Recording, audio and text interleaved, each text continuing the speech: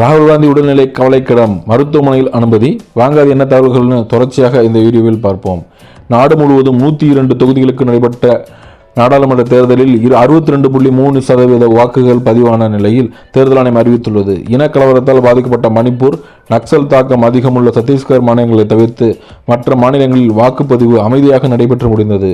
கடந்த 10 ஆண்டுகளாக ஆட்சியில் உள்ள பாஜகவை ஆட்சி அதிகாரத்தில் இருந்து அகற்ற இந்தியா கூட்டணி முனைப்பு காட்டி வருகிறது. அந்த வகையில் பல்வேறு மாநிலங்களில் இந்தியா கூட்டணி சார்பில் பிரம்மாண்ட பொதுக்கூட்டங்கள் நடத்தப்பட்டு வருகின்றன. அதன் தொடர்ச்சியாக மத்திய பிரதேசம், ஜார்க்கண்ட் மாநிலங்களில் இந்தியா கூட்டணி சார்பில் இன்று பொதுக்கூட்டம் நடைபெற்றது. இதில் காங்கிரஸ் முன்னாள் தலைவர் ராகுல் காந்தி உட்பட பல எதிர்க்கட்சி தலைவர்கள் கலந்து கொண்டனர்.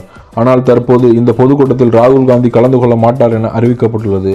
இது குறித்து விளக்கம் அளித்துள்ள காங்கிரஸ் மூத்த தலைவர் ஜெயராம், ராகுல் காந்திக்கு உடல்நலம் சரியில்லாததால் டெல்லியை விட்டு வெளியேற அவரால் இயலவில்லை.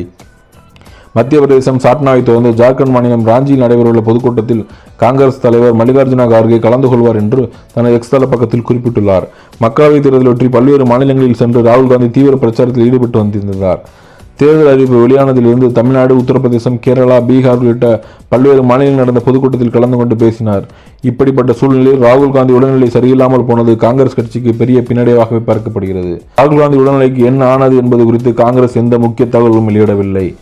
ஆனால் ராகுல் காந்தி உடல்நிலை மிகவும் கவலைக்கிடமாக இருப்பதாக சமூக வலைதளங்களில் ஒரு தகவல்கள் பரவி வருகின்றன. மேலும் இது போன்ற தகவல்களுக்கு குண்டூசி சேனலை சப்ஸ்கிரைப் செய்து கொள்ளவும்.